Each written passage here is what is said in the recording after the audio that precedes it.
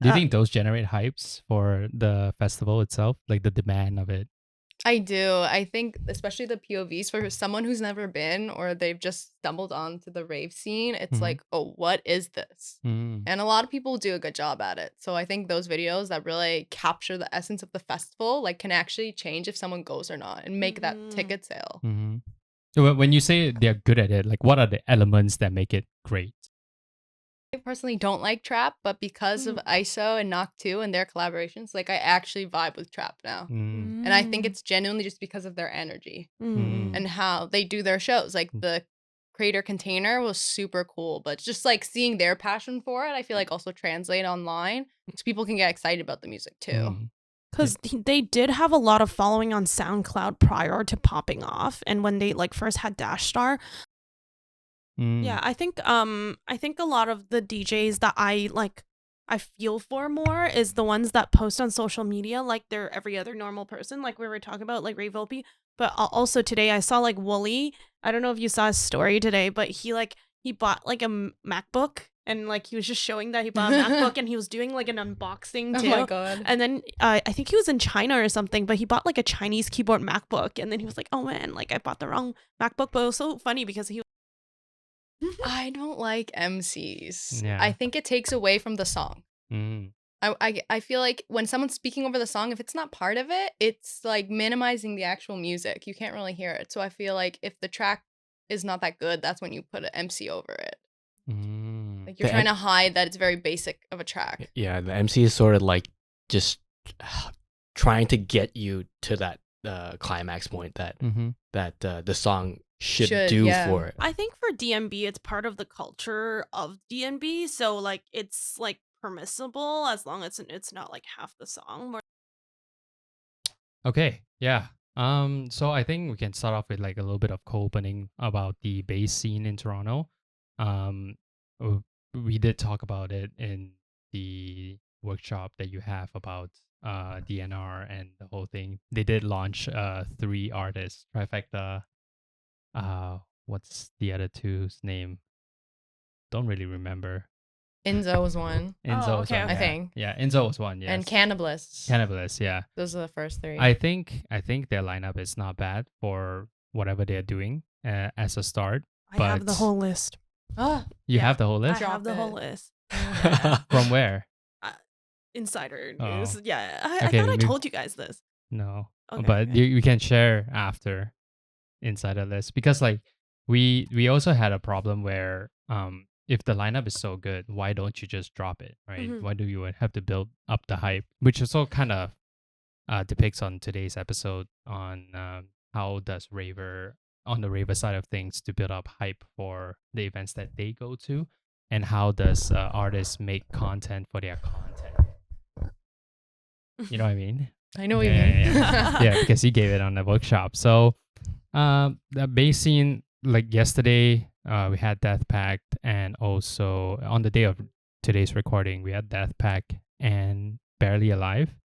One of my friends actually went to Death Pact. It was pretty spacious. It's because of the whole controversial thing that Yeah, I did. saw that video. yeah, you saw the video. I saw the video. I'm not gonna comment on Okay. that. I don't know. Like, Yeah. to me, the video seemed very obvious Yeah. what he was doing, but I feel like with all those people around and his team, Mhm. like he would have to be that kind of dumb. Yeah, I think. But I don't so. know. I mean, don't he know. can say whatever he wants on Yeah, his statement, that's and true. we can depict whatever we want through the video. At first, like when they showed the picture, and we were like, okay, kind of makes sense. And then the video came out, and you're like, oh, Yeah. maybe not. Can you give some context on this Yeah, I video? have no idea what you're talking Oh. So Death Pack was taking a photo with a fan, and he groped her in a sense. Mm. Yeah. Okay, So and then I will his look up on this. his apology letter saying that because of his mask everything is so dark and like the logistics was pretty crazy and everything. So and through the picture you're like, okay, kind of makes sense. We do not know like where his hands were and things like that. And then there was a video that showed up after. Oh no. So and then everybody said that load of horse shit. So Mm-hmm. Okay. Yeah, I'm gonna look into that on the side. No comments yet for no, it. no Yeah. comments yet for it. But I think the Toronto-based scene has actually gotten quite a bit of traction in terms of artists that they are getting. So we don't usually just get Slander. We No, don't we usually lost get- Slander this year. Yeah, we did. We Yeah. lost the Slander casino. show. Yeah. we lost the casino show. Unfortunate. But did you go to the exhibition last year? I did, but you know what? I wasn't a fan of You- the casino. And you- Oh, I thought okay. the vibe was completely off. It was like ravers and then old people at the casino. It was just Mhm. Oh, like- because you had that like little walk. yeah, the walk was into- just not okay. it. And I think they got that vibe too. Eventually, they Uh. were like, "We're losing all our main clients for these random kids who are Yeah. raving." It, I got lost in the parking lot. It's a same. maze. It was yeah. horrible. Oh yeah, there's multiple parking lots there. I remember going there once to study. You To he went to study. the he went to the casino A to lot. study. A lot of people study in their like table areas, like where they're supposed to eat, I guess. Like because they have like a food court and then there's like tables and chairs. There's Wi-Fi too. So I went to Mm. study there once because my Interesting. friend lives near there and drove me there. You can just go in and study. Yeah, Yeah. like you just show them your ID. You're over like your legal gambling age, and then yeah, you go in. You just Oh. Yeah. Okay. Well, when I was walking back to Exhibition from Exhibition to the parking lot, it kind of felt like EDC. You know, if you book a hotel at EDC and at 7 a.m. you're just walking back through the hotel and Oh you see my, a everybody. walk of shame. Mhm. Yeah, it's walk of shame. Yeah. No, you see the early gamblers Yeah, though, yeah, and that they're too. like, Or the late night "WTF? gam- What are you doing here?" And it's like, "What are you doing here so early?" You know. But yeah, No, there's no day and night in Vegas. I'll just say that. there's no day and night for gamblers. That too. But yeah. Yeah, so let's just jump right into it. So hi everyone. Welcome back to the Back and Body Hurts Rave podcast, where we talk about all things EDM. Thanks for tuning in. In this week's episode, we are discussing how social media shapes the EDM scene. So for any artists and ravers, it's a crucial part of growth in the scene. That how does oneself be able to gravitate towards the genre or the type of scene that you want to go into? For example, in like the Afterlife label, on social media, you can see a sea of phones, the visuals, and makes it like generate a lot of hype, and then makes it a captivating grounds behind the scenes. So for another example, like Excision, it showcases his ultra wide and Lost Lands, right? That made me want to go, even though I'm not a bass head. And then the creator stage. The creative might- stage. Yeah. That would make anyone want to go to I that know, festival. I Yeah. know. Well, Even did you this guy go? is not a bass head. He still wanted to go. Yeah. Did I'm you like go that. last year? Yeah, I did. I did as well. Oh, yeah, it is I just so stayed good. at that stage. Yeah, pretty much. Yeah. Mainly because they had techno there. Hive Mind. Like, did you? In the daytime, right? No, at night in the after Oh, at hours they had night. Hive Mind. Oh, yeah. Yeah. And I was, They did all the back to back too. At night. yeah. So good. Sorry. Like. Yeah, we'll definitely explore all those stories throughout the episode. But we have one burning question: what would actually attract a festival or show to a raver, and how would DJ captivate more fans to come to their show? And then today, with our guest Remy, who is actually a social media influencer and also a DJ, to give us expertise on both sides of the coin. So I will introduce the panel today. Hi, my name is Ekern, and to my right here is Benny, Hey. and then to the furthest right is Christine, Hi. and our guest here, Remy. Hi. So Remy, when did you actually started raving, and how did you fall in love with it? Oh, so the first rave I went to, I was 15. It was Zed at the Ooh. Coliseum when they used to do the shows back at the Coliseum, which was great. Yeah. By the way. So my ex-boyfriend at the time was going with his group of friends, and I was like, "Can I come?" And I remember that it was a 16 plus show, Mm-hmm.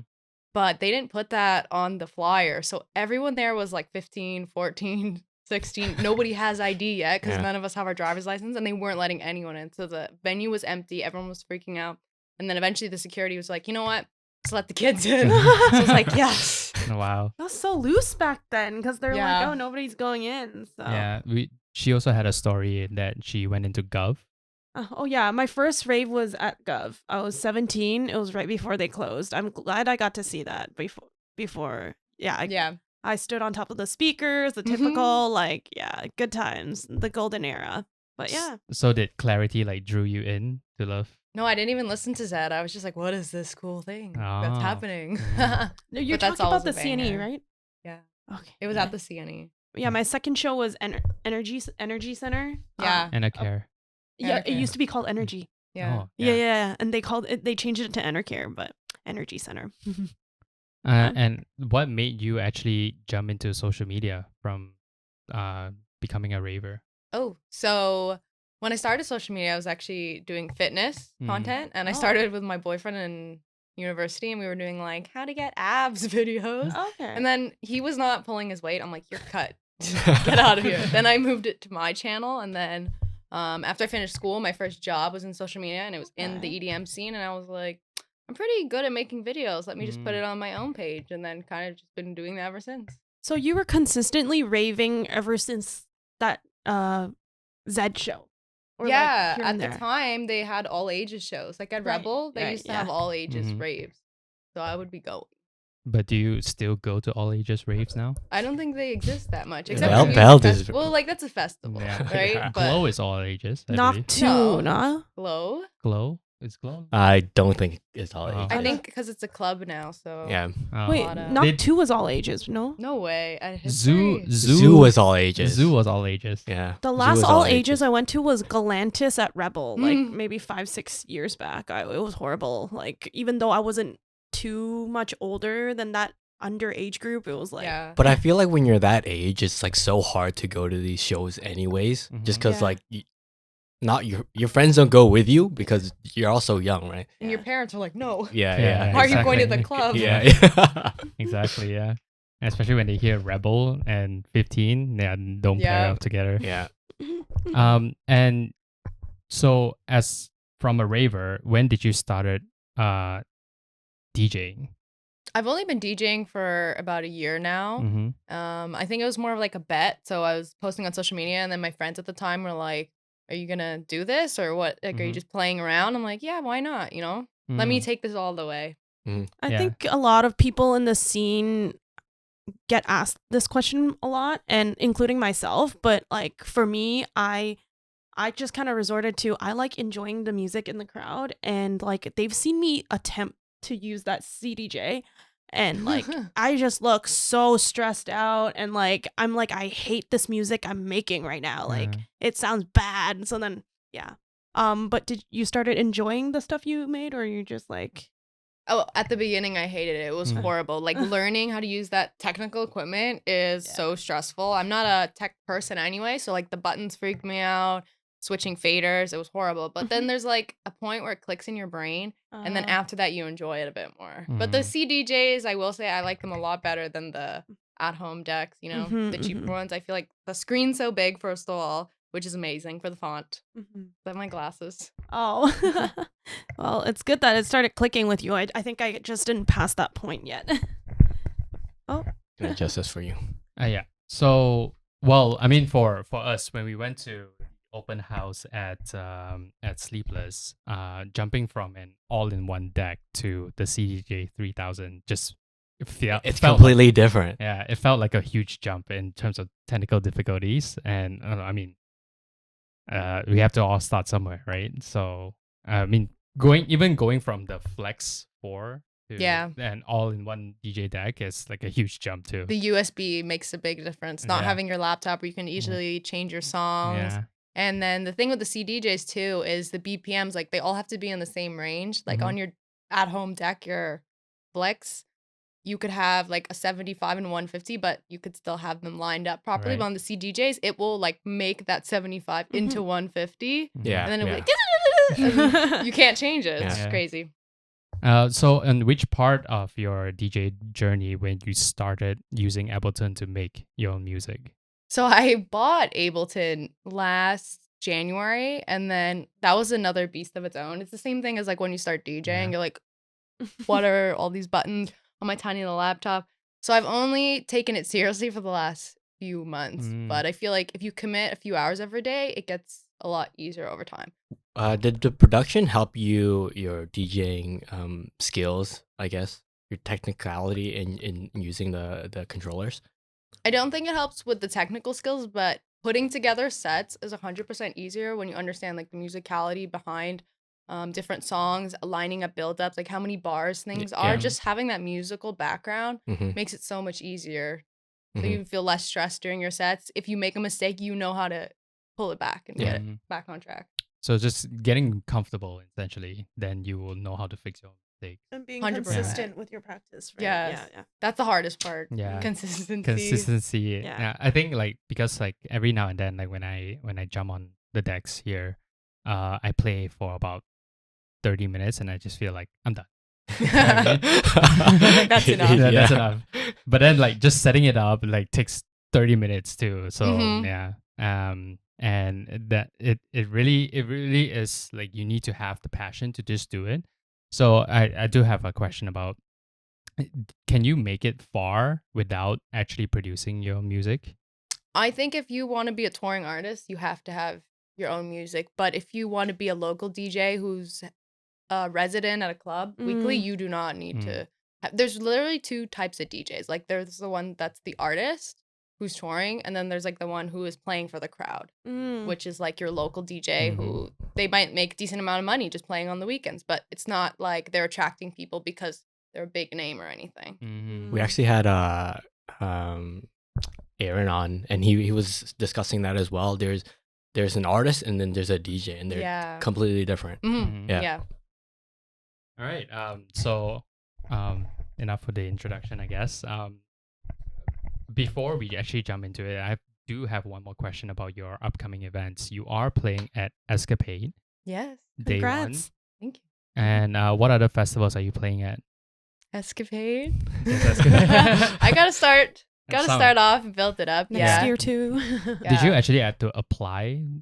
Or No, did they so reach I out? really think it's all about who you know and who knows you Mhm. on Mhm. social media, who's seeing your videos. So they reach out to me. But yeah, it was all connects, I think. It's a new venue this year. I know I Yeah, saw. yeah. I didn't did even the know last this. year's the other one, but I think they had an issue with the Sound system. probably. Yeah. And like people living there. Is it I'm further assuming out that's- or just It's same? pretty close. It's slightly out of the way. It's not at the stadium itself. Okay. It's like right next to it. I think Yeah. across the river or something like that. I'm not too sure. I'm not sure. Yeah. I think It's it'll be okay. Yeah. Yeah. Because We'll like manage. Yeah. every time I Oh, go be to louder. Yeah. Sorry. every time I go to Escapade, like the Friday sounds significantly lower than Saturday and Sunday. So I Oh, think because they're trying to ease the locals Yeah, in. Probably, yeah. Okay, it's because fine. I always joke about the base stage at Escapade where the condo that's Yeah, right behind it. Oh, yeah. yeah. It's like I was- ultra too. Yeah. I always joke with my friends that we should just Airbnb that condo and then no need to buy Escapade tickets. Yeah, you know? literally. Yeah. But I mean, if you move into that condo, you're taking on the risk that there's going Yeah. to be events there. Yeah, you should there's just gonna- know. yeah, Like, that's yeah. your own L. Exactly. Exactly. What are you complaining about? We were actually having this discussion. It's like when you buy that condo, you know what you're getting Yeah. into. Mhm. Like if Taylor Swift started playing there, you wouldn't complain. But Exactly. if a festival's playing there, then maybe you complain. It's like it's such a hypocritical thing to say. But yeah. So I mean, we attended your talk on Thursday at Sleepless Studio. Congratulations on that too. For giving out a talk. But we actually want to like kind of break down on the raver side of things, where we use platforms to kind of hype up the how ravers and also artists jump on these platforms to boost their content as soon as possible, like strike while the iron is hot, right? Mhm. I mean, we have a few examples, even like going to raves, the making at raves when artists perform, they have the videographers, the webcams, the DJIs to set up to capture as much footage as possible and then release it. So I mean, it is a stressful thing. It's not just like going to play. We have evolved from playing, going to raves where you don't even see the DJ to now everyone's facing it, trying to get as close as possible, like the 360 The sets 360s, yeah. and the boiler room, and somehow like the problems that lies with it kind of hyped it up more. So like for example, like boiler room, you see the ravers just touch the play button. Oh, those And then videos those are can- so yeah. good though. Yeah, those make Those- great yeah, moments. Those Yeah. make great videos. Yeah. Yeah, so like what I'm trying to say, like the backfire, the mistake makes the video more hype. Yeah. right? Yeah. So I actually went to Luminosity last year, and Cold Blue did a trans event festival.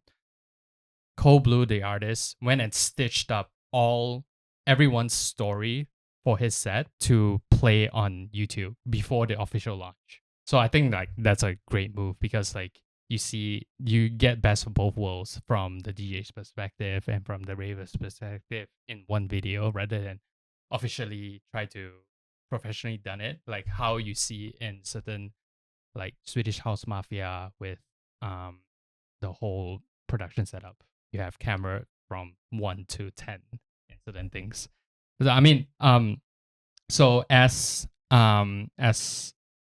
a raver side of things, like how do you see all this grow towards a new trend of trying to be hype in a sense? As a DJ or Oh, just as a raver. As a raver, I think that it definitely adds to the whole raver experience Mhm, because you feel a bit closer to the DJ if you're in their video. mhm. Like people will be Mm. so excited to be like, "Oh my god, look, my video's in their highlight reel." Yeah. It just makes you feel like you're more friends with the DJ, and I think the best DJs and producers in the game right now, like Subtronics, is so good at connecting with his fans that way. So it Mhm. makes the raver experience that much better. The DJs who put themselves on a little pedestal and they act like, I'll post my celebrities. videos. Yeah, you like my stuff. Here's Mhm. my music, but don't talk to me. They're not going to last as long, I'd say. Because like Blanky, or Blank. Do you say Blank or It's Blanky? blank. Blank. I asked him actually because I was filming a video for one of his shows when he came a few years ago, and I'm like, how do I pronounce it? Mhm. So I messaged him, is it blank, or blanky? He's like, blank. Oh yeah. So I Blanc. mean, when we say blank, like nobody kind of catch it's blanky. So I kind of say it's blanky, but like blank, he always replies to his fans. Same with Beniki and a lot of things. So like you said, you actually have to have that connection to draw in the crowd because the most powerful marketing tool is word of mouth. Yeah, they have to be Definitely. relatable because I get really good vibes from like Ray Volpe. Oh, And, yeah, he's like, so he's always cute. like, I love his photos. So yeah, like I do agree with what you're saying. I love when they post their mistakes online too. Like Yeah. Ray Volpe does a good Yeah, job yeah, of that, yeah. where he'll have a set and he makes a mistake, but he'll post that video and be like, "Oopsie." Very relatable. Yeah. But how much of a confidence have to have to post something that is mistake because it's not your best work?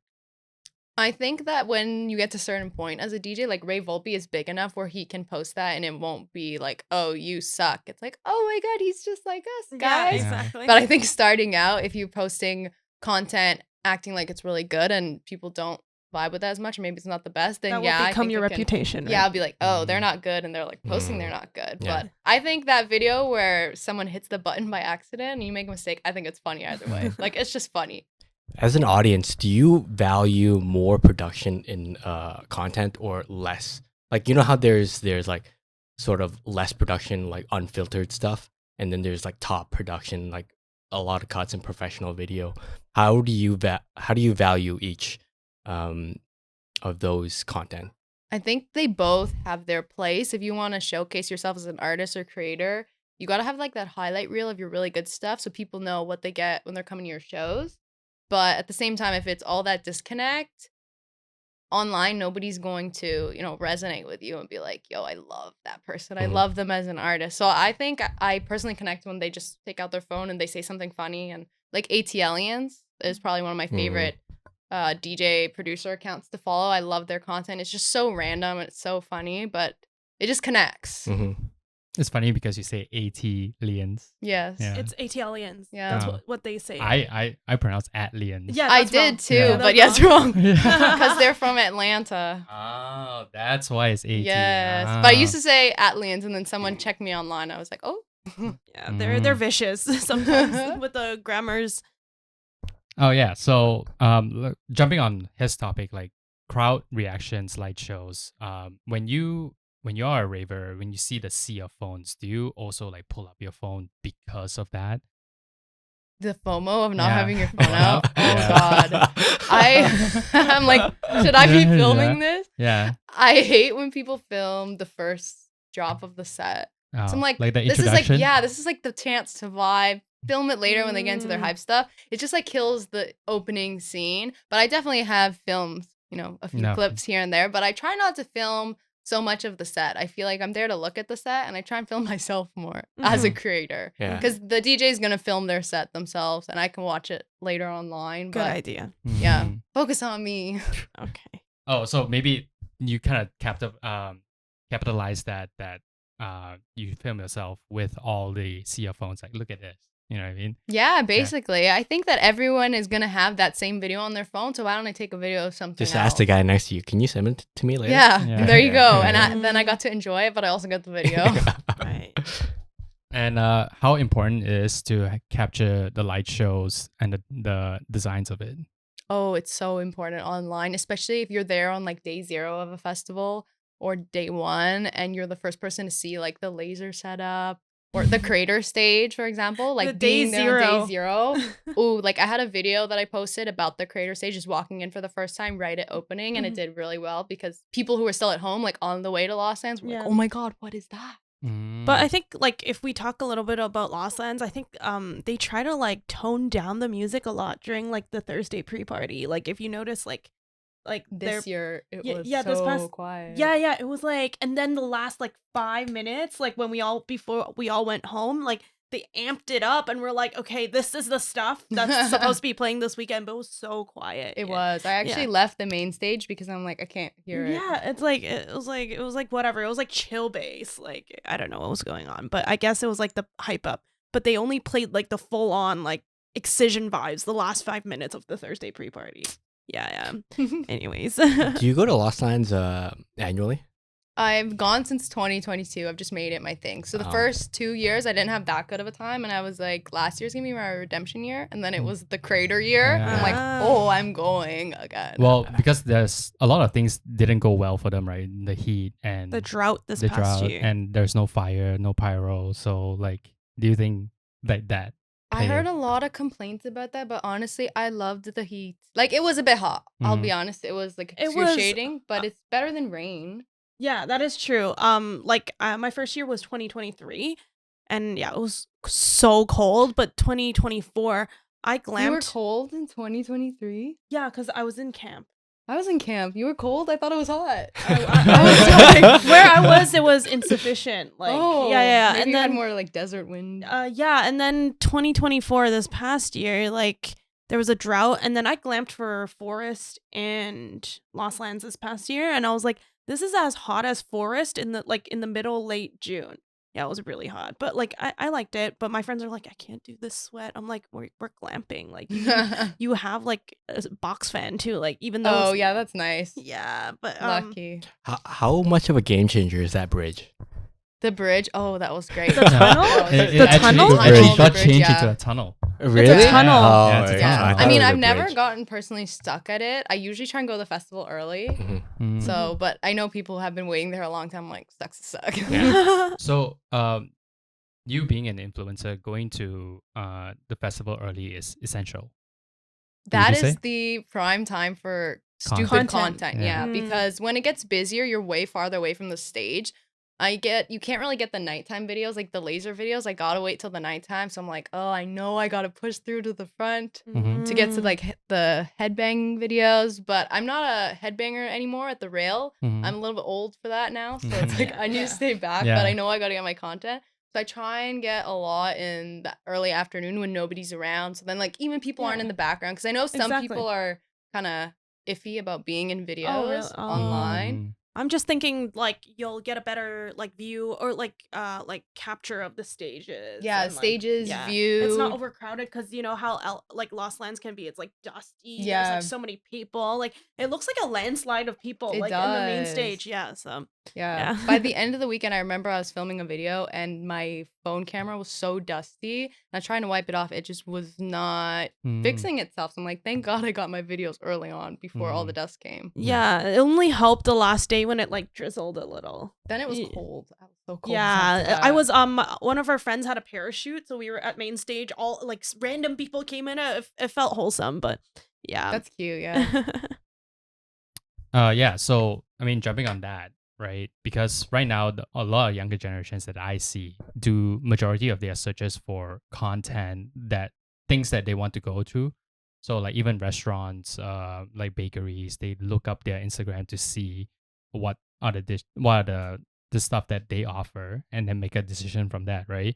So you jumping on, like, going early, posting as much content as possible, like, but I also see that Lost Lens might not have the best reception. So how do you combat that? Oh God. Well, they actually have the Village Marketplace, which is the only place that has like unlimited free Wi-Fi, and it works amazing. They If you're fixed camping. it this year. Or like If you're camping, yeah. Or But people if will go you're- there. If you're hotel, Yeah. like, if you're at the hotel, you can obviously use hotel Wi-Fi. But yeah, so if I had enough time during the day, because you have in and out privileges, I would go back to the Village Marketplace, And then post my it? video, and then go back in the festival. Mm. Wow. But there was terrible service there, I will say. yeah, it's a lot of work, right? How long is it to walk around Oh Lost Lands? God.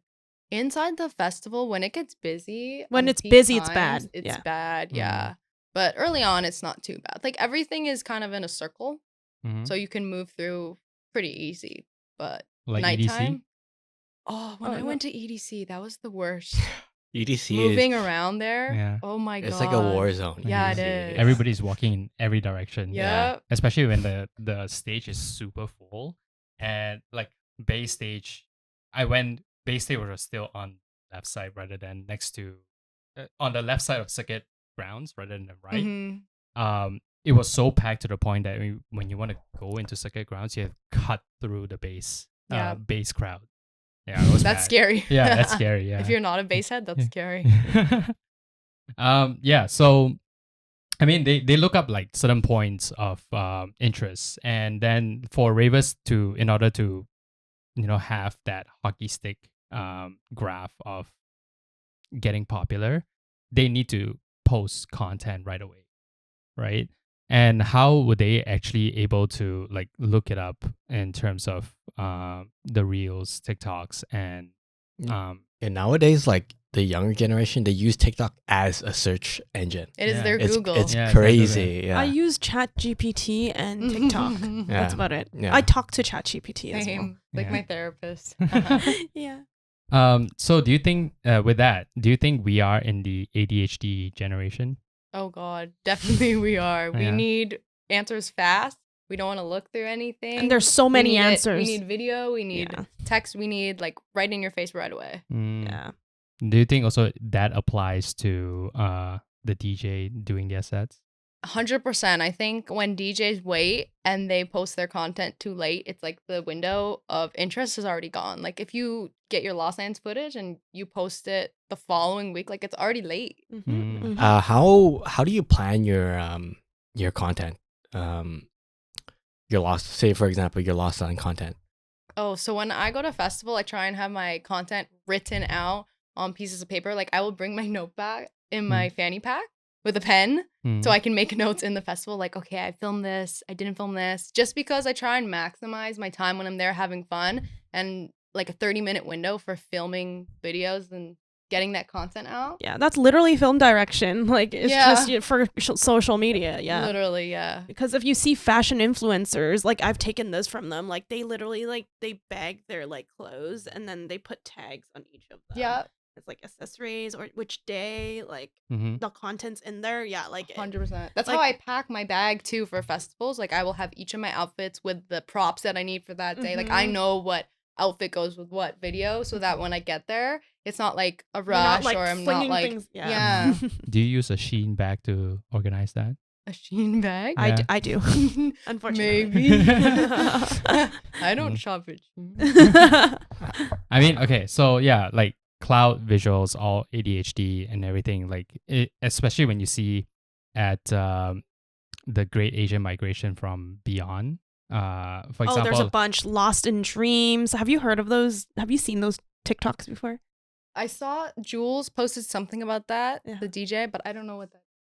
So, like there's like a significant like Asian Canadian rave population, Oh right? yeah, And then you would find them at sets like Illenium, Yeah, Dobbin, Slander. Yeah. So like Beyond and mostly like a lot of the Californian raves and like Lost in Dreams. I think Lost in Dreams this year was like Dabin, Illenium, Seven Lions, like Crystal Skies. Mhm. So then, like, after the show ends, people, like, there's a lot of these TikToks now where when there's these DJs, after the show ends, they will film, like, the crowds of Asians leaving Yeah. and it's like, 2024 AD, the Great Asian Migration, Oh and my then God.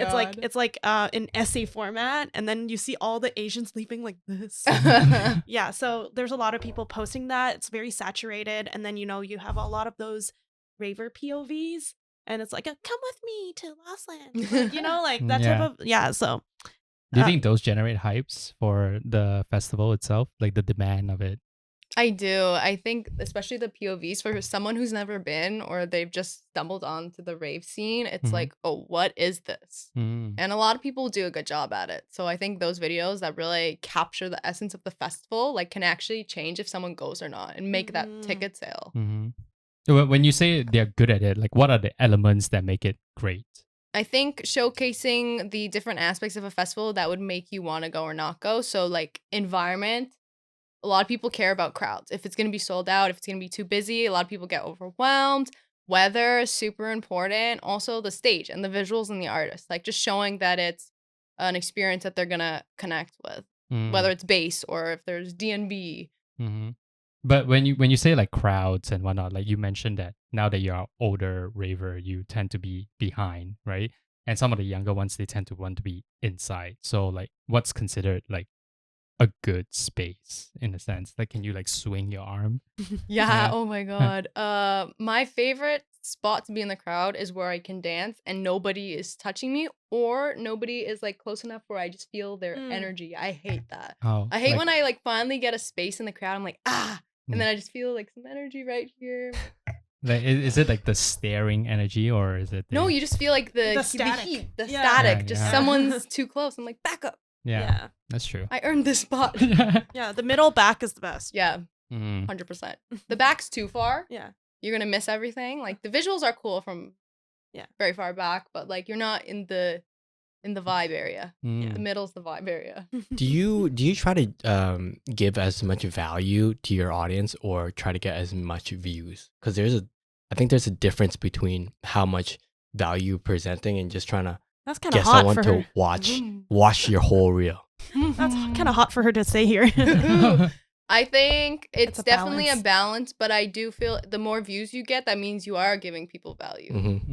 Mm. So if the more views you get, essentially, like, that means more people resonated with and they got something out of it. Mhm. So if I make a video that doesn't get a lot of views, I'm like, okay, nobody valued it enough. Mhm. So I think it's kind of the same thing. Yeah. Like, wanting to get more views is you're giving people something that they want. Try to give people what they want, and then you'll get the views. Yeah. Yeah. Yeah. There are some trendy videos, though, that I was like, oh, it's going to go viral, but it's not really going to get them to stick around on your page. It's like, oh, haha, this is really funny. Next. Mm. So I try and give a little bit of my own personality so that they Yeah. click follow. Yeah. Mm. What do you think gets you the follows? I About think you specifically. about me? Yeah. I think my sense of humor is a huge thing online. Because I could do a trend, but having my own personality just thrown in there a little bit. I think I connect with the more sarcastic ravers.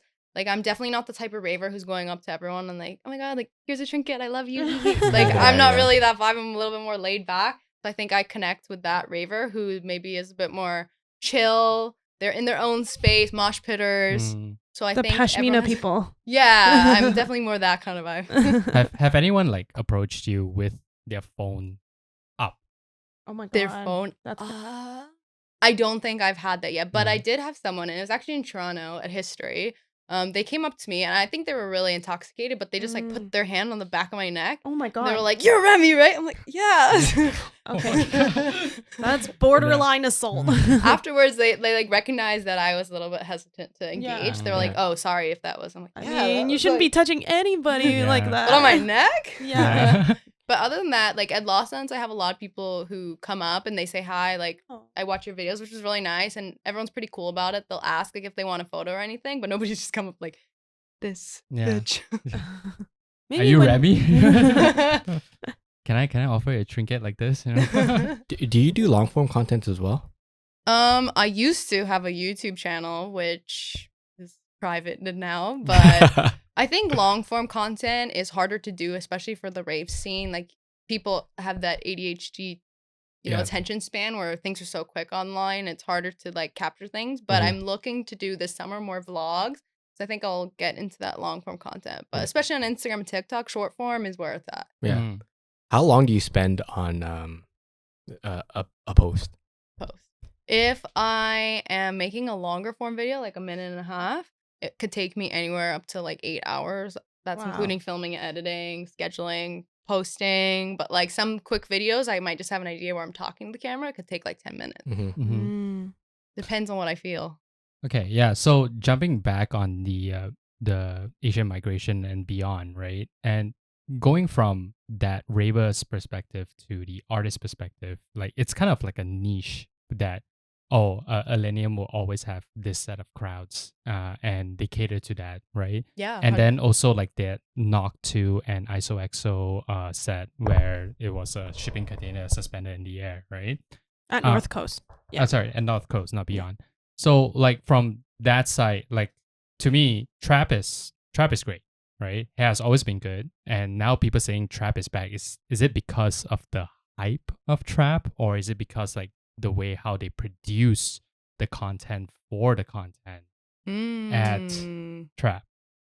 I personally don't like trap, but because of ISO and Knock 2 and their collaborations, like I actually vibe with trap now. Mm. And I think it's genuinely just because of their energy Mm. and how they do their shows. Like the creator container was super cool, but just like seeing their passion for it, I feel like also translate online so people can get excited about the music too. Mm. Because they did have a lot of following on SoundCloud prior to popping off. And when they like first had Dash Star, Knock 2 was coming up, and then ISOXO was still in like the SoundCloud realm. I was still Mhm. listening to him on SoundCloud. And then when they started popping off, I think it was just more and more people hearing the quality of their music. But then because their production wasn't always like Shipping Container, Night Hearts Festival, like it wasn't always like that. So yeah. Mhm. I I, mean, think like- their friendship too is Yeah. such a big draw. Mhm. Like Yeah. having that deep friendship that you can just see it, like makes people feel more connected to them. Like, Yeah. oh, these two homies just are doing it. Yeah, it's so cute because everybody's like already just hyped at the show, and then like Knock 2 or something is like, I want to let you guys meet my best friend, and they're like, yeah. So like it's super cute. I do agree with And that. then also it kind of became their show and tell in a sense, right? So like for example, Knock 2 came to Toronto, Mm-hmm. and everybody goes to Knock 2 show was expecting ISOXO to show up, Mm-hmm. And he Right. did. and he did, right? Yeah. So like I always say that if you want me to go to a Knock 2 and ISOXO show, like the production needs to be there. Like trap is good, but I would listen to it at a festival set. Yes, kind of I like- agree. I Yeah, agree. because you need the energy, you need the crowd to vibe with you, and somehow I feel like Toronto is not quite there yet. But even though like at Chill, it showed.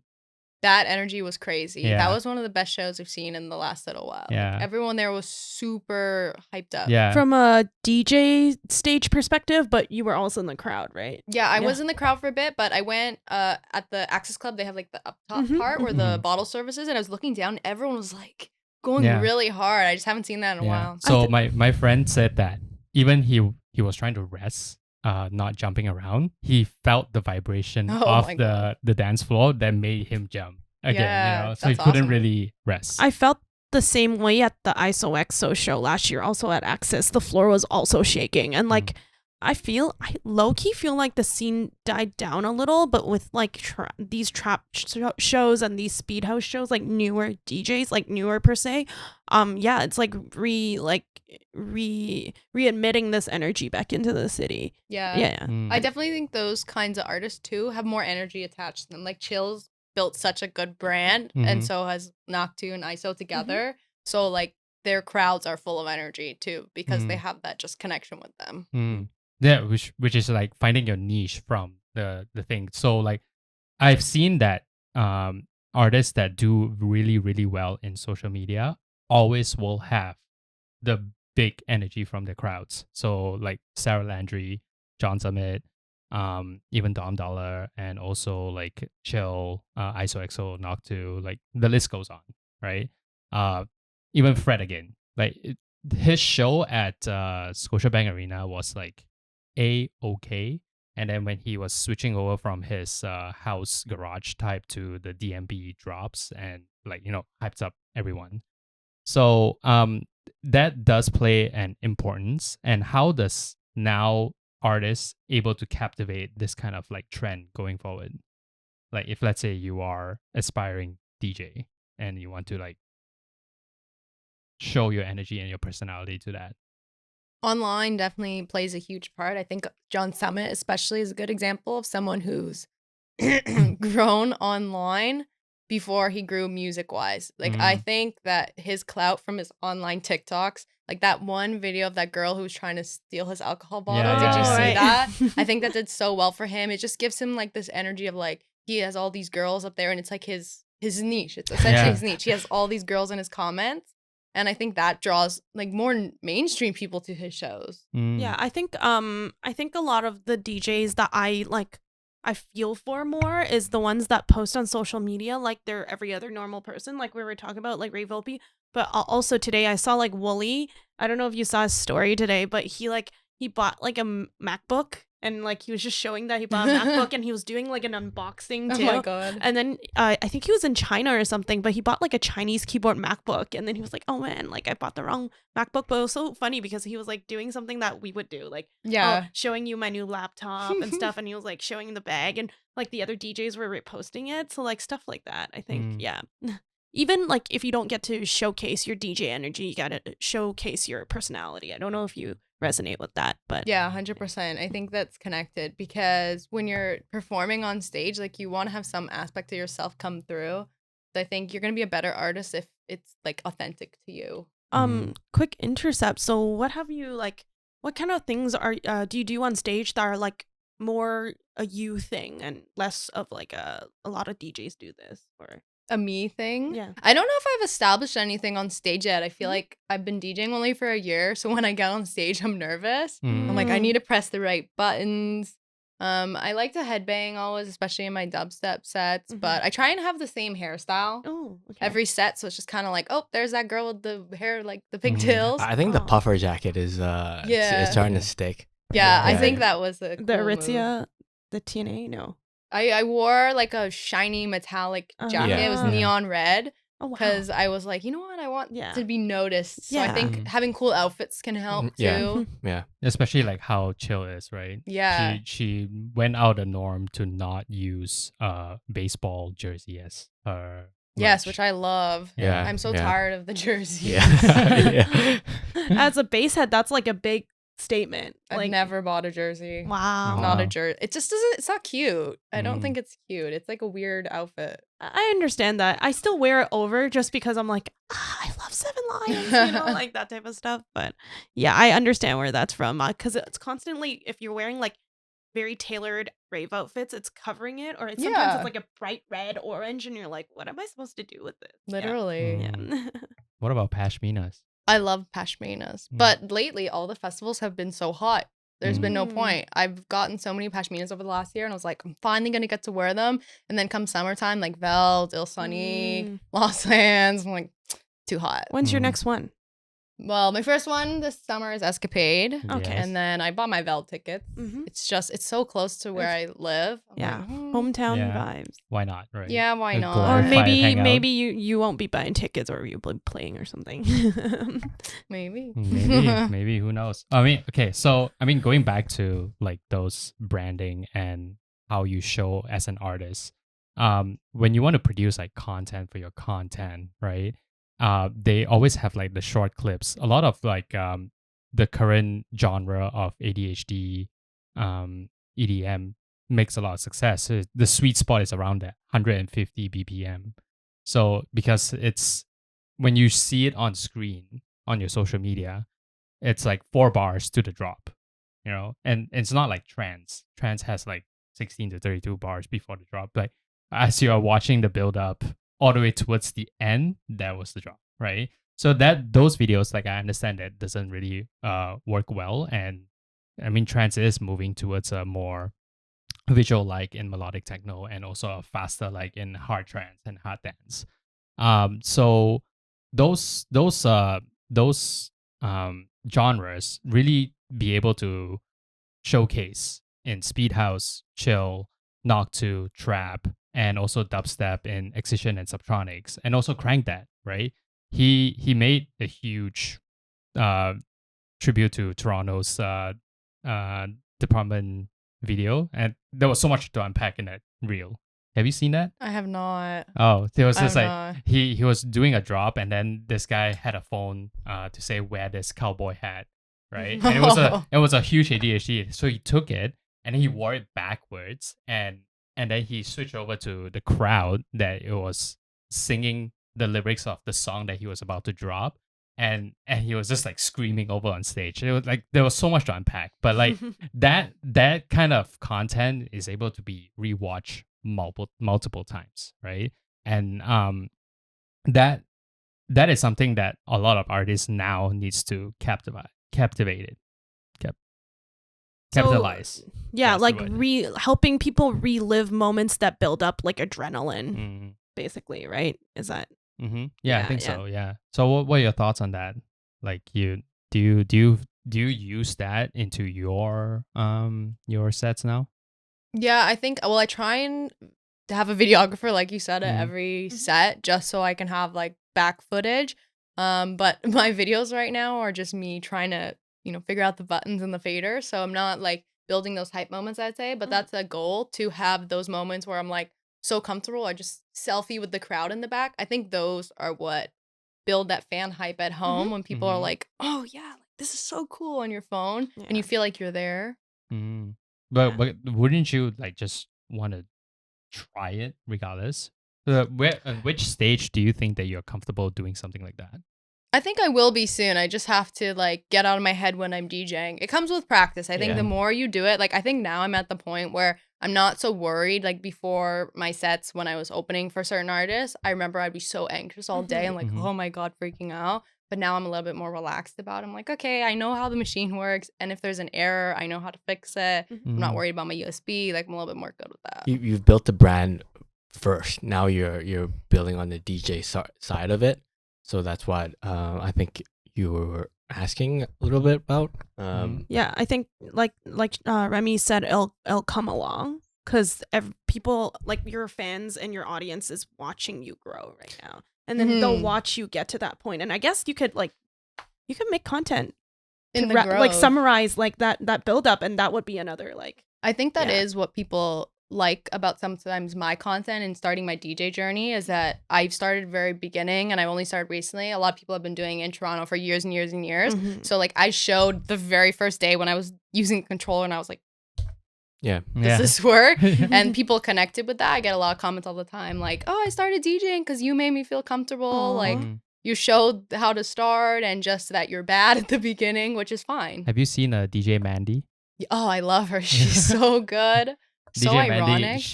DJ Mandy, and how she built her brand was she deliberately, would you say deliberately make mistakes? Yeah, like she Yeah. would just put weird songs together and just randomly switch them. Yeah. Yeah. And then I always like that she tried to hide her laugh out of camera. So like her camera is like here, right? And then when she makes that mistake, she'll go like, and she'll come back, you know? I think she should record it. I want to hear it. Do you think so? I don't know. I just look up her contents later. Okay.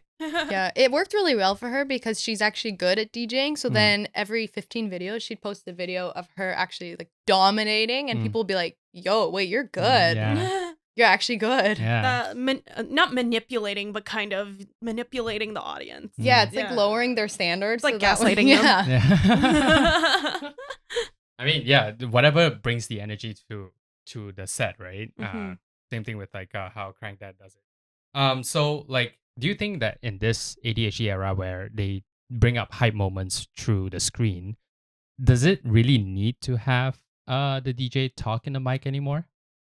I personally, I don't care if the DJ talks in the mic. I think it's fun when they hype up certain moments or like they dedicate a little part Yeah. of their set. But Mhm. if they're doing a full on monologue, I'm like, it kind of ruins the flow of the set, building that energy, unless you create that carved out space for like a slow, inspirational speech. But sometimes people do it and it Yeah. just, it misses the mark. It's like Yeah. we're getting fired up and then they stop.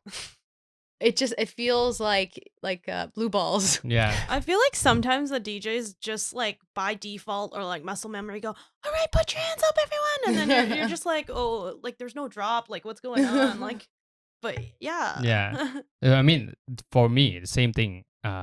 We have always a burning question of whether DnB should have an MC. I don't like MCs. Yeah. I think it takes away from the song. Mm.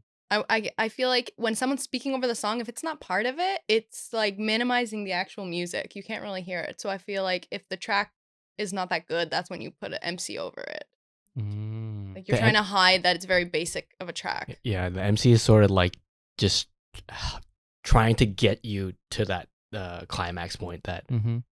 the song should Should, do yeah. for it. I think for DnB, it's part of the culture of DnB, so like it's like permissible as long as it's not like half the song, more than half the song. But in terms of things like, obviously like there's been a lot of DJ sets, and I've been to some sets where, like smaller ones, local ones, where like the DJ's playing and there's just this drunk person like picking up the mic and like going at it, and nobody's stopping this person, and you're just like super annoyed, like you're here for the music, Yeah. not for this person that's jumbling words. Like, Exactly. so. Yeah. And most of the time they just say, yeah. Yeah.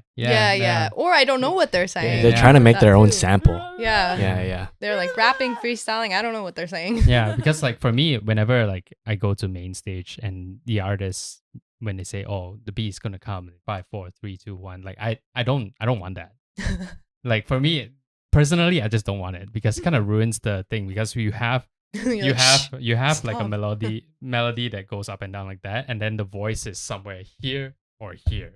Mhm. You know? I It's feel like it was more popularized when like golden era, the big room stuff was Mhm. in, like yeah, a lot of the like Zed, that Yeah, type they of still vibe. do that. Yeah. Mm.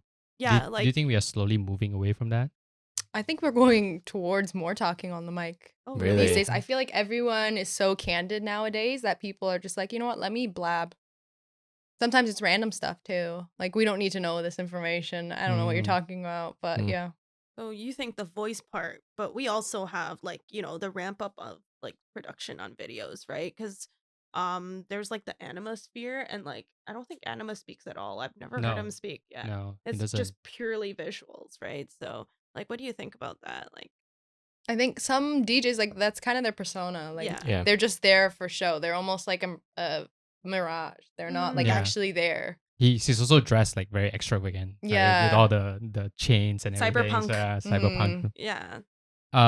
Like I also understand that like some certain DJs they kind of want to tell like their life story prior to dropping their new tracks. Like, oh, I made this in the bathroom taking a shit or something like that, right?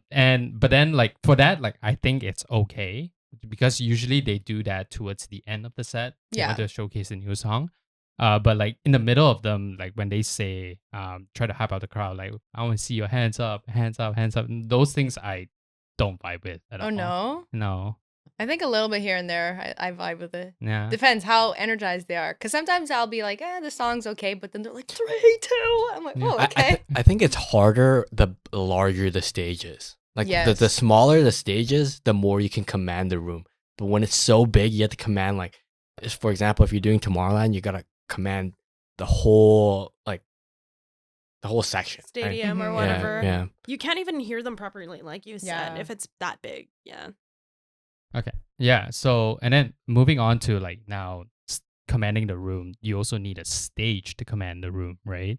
So how when you see now modern days, a lot of festivals they try to ramp up the production on stage, to make it look good for the artist Videos. sites on video, right? So how important is it to like take into consideration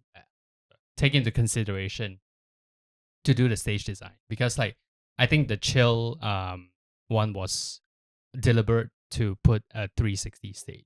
Yes, 100% for the energy. But yeah, it's super important, especially for festivals, because once you're at the festival, like they've already made all the ticket sales they can make. So it's now about capitalizing on how can we make more sales next year.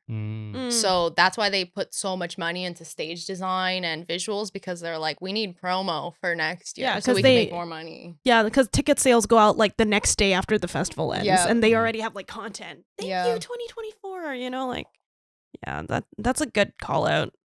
Yeah, I mean, like for example, in Department, when it was Toy Box, it was a lot shittier version of Department because there's not enough lights. Have you been to Department? Sorry.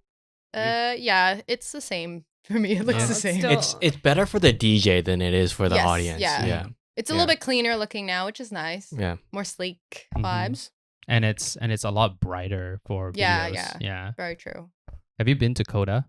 I love Coda. Mhm. I mean, the crowd vibe, it's very small and intimate, but the sound there is Mm. really good, crisp. Yeah. Well, but, they are a top venue, like And- listed in the world. Yes. Yeah. But then like it's too dark inside. It is. For sometimes. taking phone videos, it's the worst. Yeah. When I go there, I don't take any social I media don't think- videos. I'm like, Yeah. Yeah, I don't think their vibe is for like they Yeah. want to promote the videos. Yeah, they're just Well, it's just the stairs that gets promoted in the Oh yeah, videos. Yeah. It's like Yeah. I'm going up there now. Like mhm. I think that's a cool atmosphere that they have, because it's like you still have your social media moment, but it's not ruining the night for other people. Mm. Like once you get upstairs, it's intimate. yeah, because like we in previous episodes we've talked about how like some events you put your phones away or they take your phones away or whatever, but like in terms of like places like Coda, they purposely make it so dark so like not too many people are filming. Like you see a lot of videos come out from shows like Eli Brown and stuff at Coda, but it's like I don't know. Most of the time not everybody has their phone up, but like if you're at like History, Rebel, Yeah. it's like a sea of phones, right? So Do you think lighting actually helps with setting the vibe of the audience? 100%. I think people are more comfortable in the dark. They're going to dance harder in the dark. I've been to a few venues in Toronto too, where I think when it's earlier, the lights almost seem like they're on. And I'm Mm. like, I feel very uncomfortable right now. Like, I Mm. feel like other people can see me. I'm just trying to vibe and, headbang, dance it out. Yeah, it definitely changes the tone of the room when it's too bright. But if Was it's it- too dark, it also affects the vibe. Was it Nightmare? At the No, I banquet didn't hall? go to that. Oh. I wish. Was it light? Was it too bright? No, Sonny did. I didn't. So Oh, okay. yeah. It looked cool from the video. But it might have What been- do you think of like Toronto getting a lot more venues now, aside from the casino? I think it's great because not a lot of ravers all live downtown. Like people Mm. listen to electronic all over the place. So if you can have a show in Vaughan or a show in Etobicoke, like why not have a Mm. one-off? It might be better for other people to drive to. And I love places with a parking lot. Yeah. Free That's a parking huge is thing. Yeah, that's missing. Like at History, it's like if you don't get that green piece spot and you have to park in the parking lot, it's like $30. Yeah. Yeah.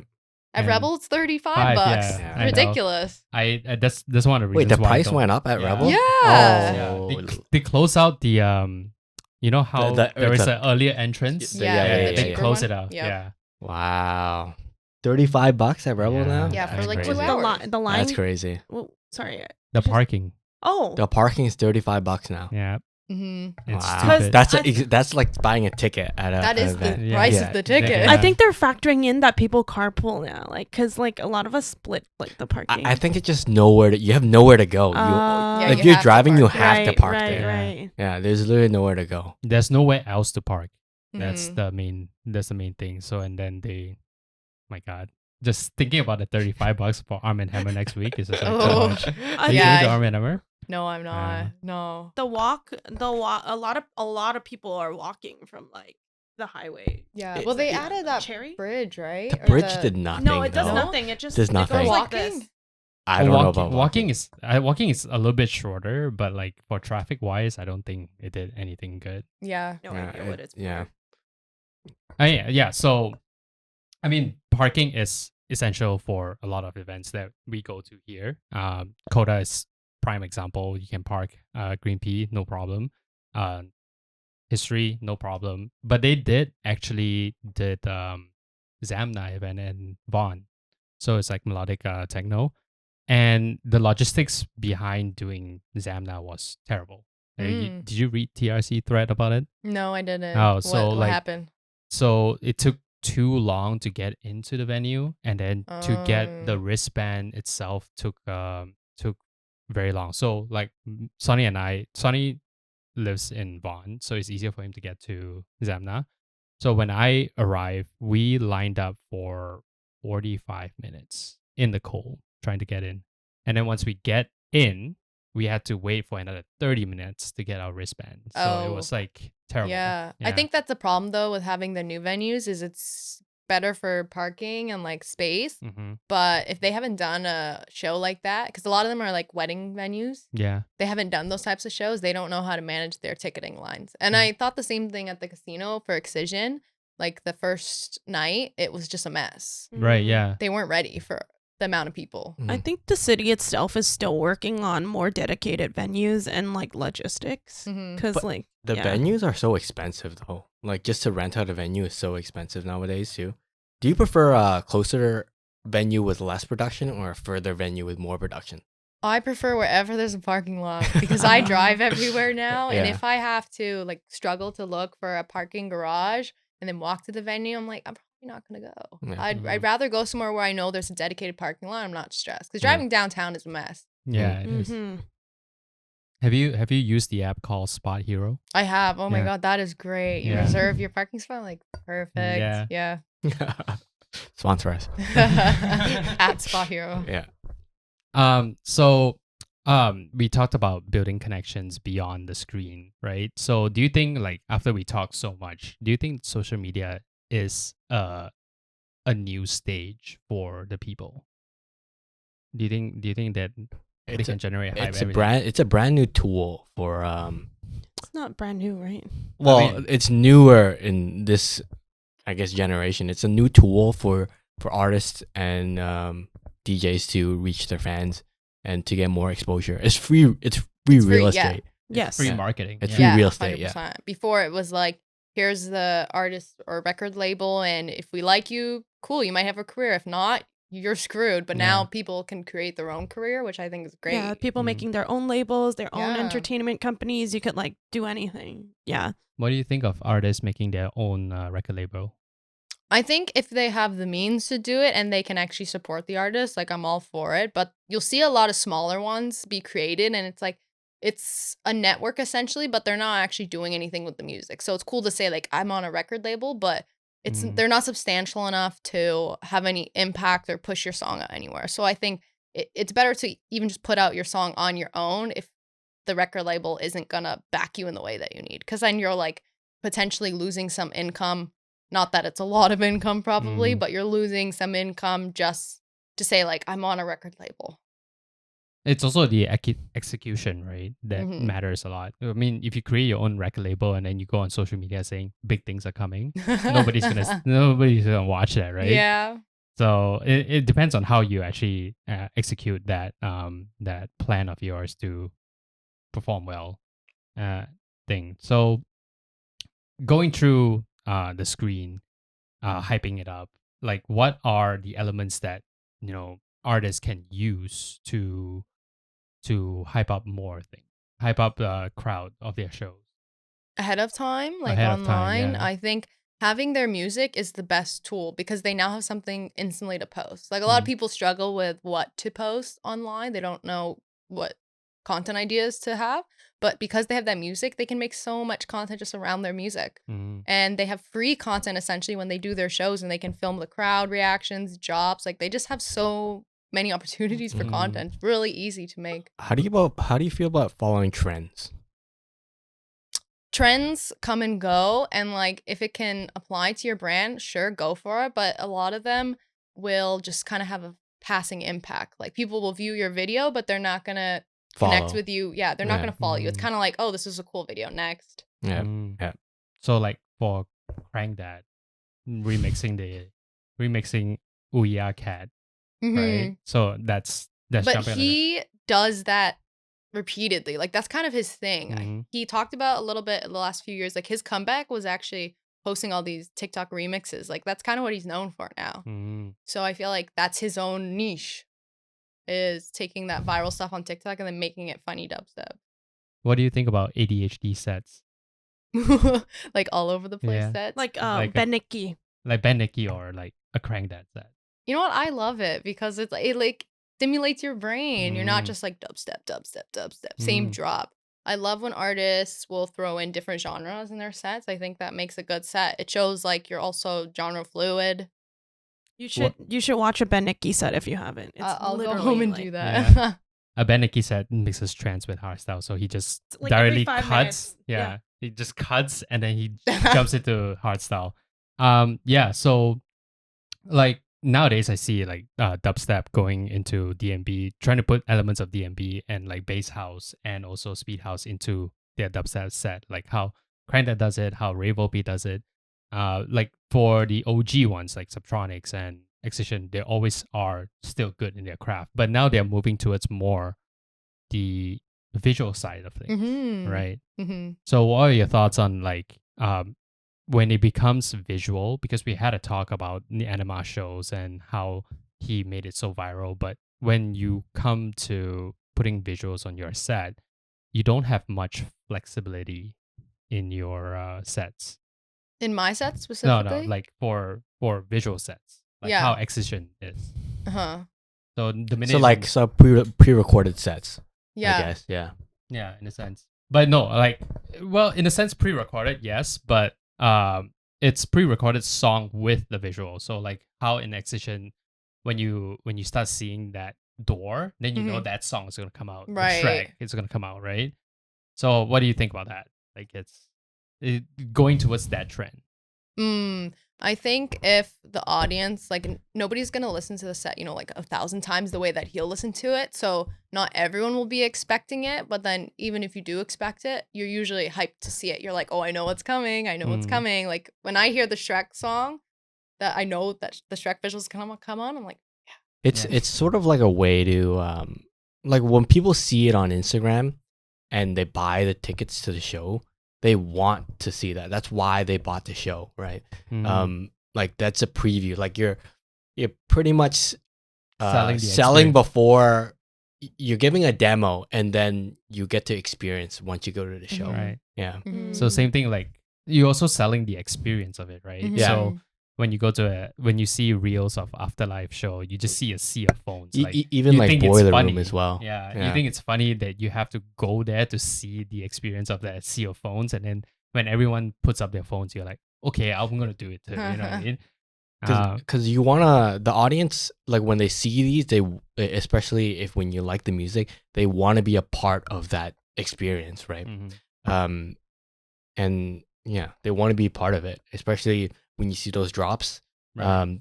Because like everyone in the audience is gonna be jumping exactly at the same moment. Right. I think it's like really experiencing it with everyone else.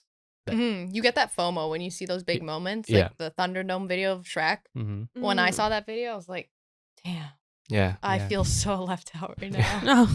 Just seeing the bunch of lasers on Yeah. that too, right? No. It's definitely sold me, like Laser City for sure. It sold me. The show itself was not the most recent one, but the one at Rebel was kind of a shit show because there were so many people there. But That's Gareth, right? yeah, that's Yeah, Gareth. Gareth Yeah, Emery. yeah. But it's a way to sell tickets.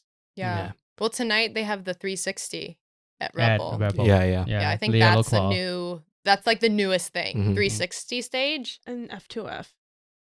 face to face. Have you seen a face to face set before? I have not in person. I've seen the videos. Yeah. I don't know how I feel about it. Oh, I I really? think it's a bit weird. Really. Because I 'Cause- feel like it takes away from the audience part. Like they're not looking at you Because that you have much. to entertain the person across too. Yeah. Okay. But it's kind of like Like a battle. it's not a battle. It's a dance. Because you add you're part of the song, but then you add to the song, and then vice versa. But she Yeah. don't want to dance. Well, it's like going to see a performance, right? You have Mhm. two people Yeah. sort of taking their music and sort of playing with each other. But you know, Mhm. back in the day, like where most DJs, they're not here to like give you a show in terms of them. Like Yeah. they're here to press Play. buttons and play. Yeah. So Yeah. So I mean, like the trend. I mean, the history was that you don't even see the DJ Mhm. back then, and then now people want to see the DJ, put it in big stages. Yeah, let them interact and Yeah. everything. And Yeah. then there is B2Bs, then the B3Bs. And then now there's F2Fs. F2Fs and also Boiler Room style 360. Yeah. Right? Do you? I mean, right off your top of your head, what do you think the next trend is? Suspending in midair like a chandelier. Oh, we've had that. Yeah, no? we had that with Yeah. at Shack. Fred at- again? No. What's that LA club that Time? Hmm. Academy? LA? LA? Yeah, It's Exchanger Academy or like the one that Fred again did multiple sets and Shrek also oh, went the there. bowl, the Rolls Bowl? Yeah, Yeah. yeah. Shrek did a cage suspended midair. Oh. Oh my god. Yeah, Shaq? yeah. Diesel, Shaq. Diesel, right? Diesel, yeah, I didn't see that. That's wild. yeah. Yeah. Something in the air. There's rotating stages now, which is kind of the 360. Yeah. The element. crater. Yeah, Mhm. that rotated. That rotates? It- Yeah. It's just the It's like- DJ part though. The lasers just go and then the stage Mhm. stage turns around too. Yeah. That's crazy. It's crazy. Yeah, so I think more and more innovations of stages will definitely show up. I think everybody who can find a niche to It- attack will do it. It just takes Mhm. time for things for the industry to adapt technology Mhm. because they want to make sure everything works for sure, Right. and then they can Very slowly true. adapt everything. Because like if a show doesn't go the way that you plan it to go, then it looks bad for you. Mhm. Right. Yeah. I think the as a newest organizer. trend is people doing shows in random places, like the Ye- deli pop-ups, Yeah, and yeah. Subway. The kitchen backs. Yeah. Yeah. Under the bridge. Yeah. Yeah. So there is a festival called ADE in Amsterdam. Amsterdam dance event. It's called, like yeah. And the whole city of Amsterdam parties. Like So all you- the all like yeah like you have cafes there, they have DJs in Bakeries, the Oh. grocery stores. Yeah. No way. Yeah. it's like an event, but there's like it's all separate tickets. Oh. Like you have to do your own. It's like a convention. Thing Oh, I for see. Yeah. And DJs too, every yeah. store and cafe has its own little. Yeah, it's thing. just Yeah. like Nuit Blanc night, 24 hours for 5 days. That's crazy. Yeah. Yeah. Mhm. You I don't should know if check. I'd want to rave in the grocery store though. I wouldn't see the appeal to that. I feel like the Subway idea is cool, or like in the middle of the street Mhm. with a grocery store. Have you been to the tram here in Toronto, No. the Heineken one? No. No. Yeah, I mean, the unique venues definitely does spark a lot of more interest. Like yesterday night, I went to Lee and Roberts at a church. It's like kind of like unholy, but that's But that's cool. that's cool. But they let It's it a- it's a happen. new The church let it experience. happen. Yeah. Yeah, true. It's a new experience. Like more and more people want experiences because the same the same venue like Coda is nice, but when you go to so many Coda events, you want more. Mhm. Yeah. Yeah, and that's also bringing back to the social media, like to sell an event with the experience. It could be like multiple pictures for that church show, right? Mhm. Yeah, It gives people more photo ops too. A lot of people like to take photos Yeah. at events, Mhm. knowing that there's gonna be a backdrop or something cool to have to like almost show that they went to the event. Because when you go to Coda, you have the good time, but you have nothing to show for it. Mhm. So a lot of people do care about that, like having that memory on their phone. Yeah. So I at a do. church, like that's cool. Yeah. I care about that. I mean, Hedix came to Coda and he had a visual at the back. Oh wow. Yeah, so it's like kind of completely changed the vibe of Coda. So I wasn't really ready for having a screen behind the DJ at Coda, but seeing that change was nice. Even like for Hunternet, he did a projection screen, like Mhm. how Eric Pritz does his thing. It's kind of weird, but like it's something new. You know what I mean? Yeah. Yeah. Lasers would be great in there. they did it at Black Coffee for the 20th They anniversary. did. Yeah, Yeah, that would be cool because it's very dark in there. yeah. But then they took it away. I don't know why, but yeah. His team probably brought it. Yeah, it was actually a really good addition. Like I Mhm. don't know why they don't have it in the first place. Yeah. Yeah. They should invest. Yeah, they definitely have the resources to invest, but Have it you is ever- what it is. Have you ever been to Europe for raving? Europe? No. I've only been to Europe once on vacation. Mm. No, I've never been. That's on the list though. Definitely. It's a whole different beast. Yeah. Yeah, I Yeah. think because I'm more dubstep, like I fit the American Yeah. vibe, and I think Mhm. if I went to Europe to rave, I'd have like an out of body experience. Mm. It would I- not feel the same. I was told you were entertaining moving, like moving abroad. Was that?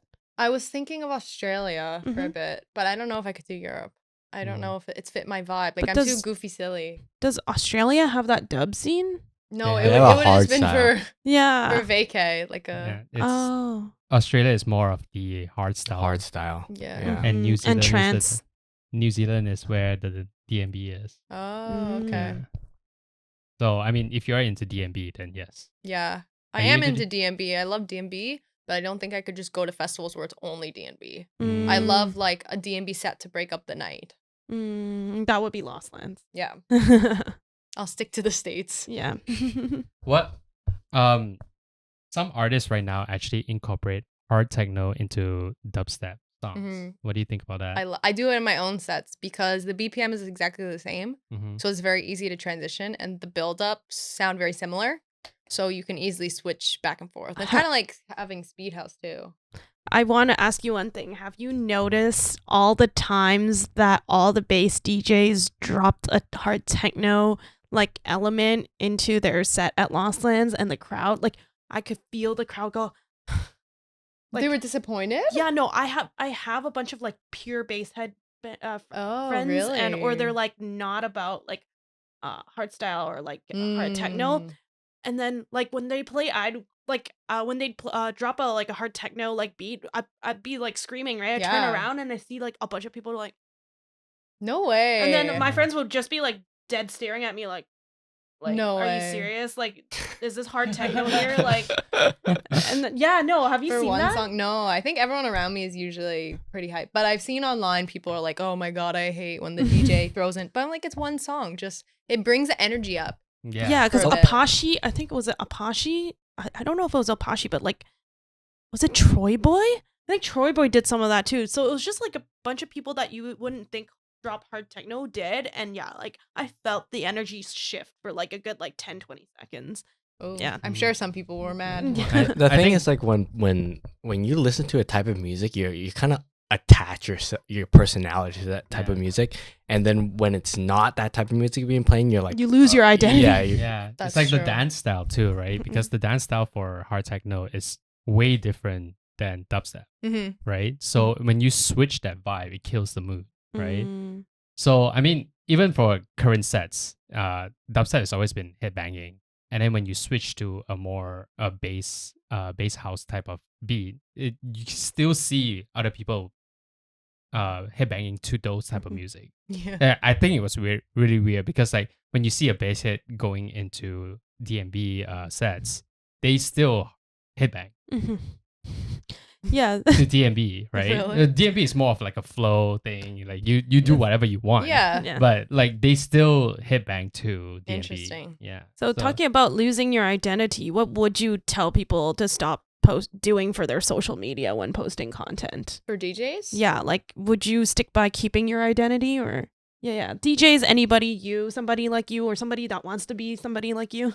I would say, like we talked about in the seminar, but I'd say cutting out all the unnecessary fluff. Mhm. Like a lot of videos are super long and they have all this excess talking or just content that Rambling. doesn't need, rambling, Yeah. like things that the audience doesn't really need to know. So I think minimizing all that extra stuff and just getting right to the point is okay. the best thing for people. So you don't online. want to know they were stuck 30 minutes in traffic because like, you know. I don't want to know that Mm. unless it relates to me. Mhm. Okay. Like if it's an explanation as to why they canceled their show, Mhm. maybe. Mhm. But in general, I'm like, I don't really care. Mhm.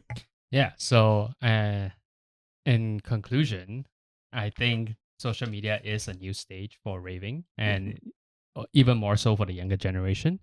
So that kind of caps off this week's episode. So thanks for tuning in and hope you enjoy. Leave a like, subscribe button. If you have anything about the episode, do leave a comment or DM us. We would really be happy to reply. And then the podcast is actually audience funded. So we go above and beyond to set up these things. And we will have a link below to donate. And if you guys are looking for a pair of earplugs, we are affiliated with Sound and Hears. So Sound is for more individual, and then for Hears is more of group buying. And protect your ears. It's really important because you only have a pair and you want to keep listening to great music. Once hearing damage is in, it's in. It's Yeah. It's not going- irreversible. yeah. My ears ring, but I'm just trying to minimize the aging of it. Yeah. But yeah, like we'll drop our links below as well as our socials and if you want to support Remy, we'll drop her socials in our description So below why too. don't you drop your social right now? My social right now, I'm trying to change it, which is funny because I want more of a DJ name, but I don't want my last name in it, but it's at Remy_Lethbridge. And if you don't find her, you'll find her somewhere. Yeah, Like you'll a find quick me TikTok somehow. search, ChatGPT, or you look at our There you go. content, we'll update it. Yeah. But and yeah. she will show up on your feed. All right. Okay. And with that, we'll see you on the next episode. Bye. Bye. Thanks. Bye.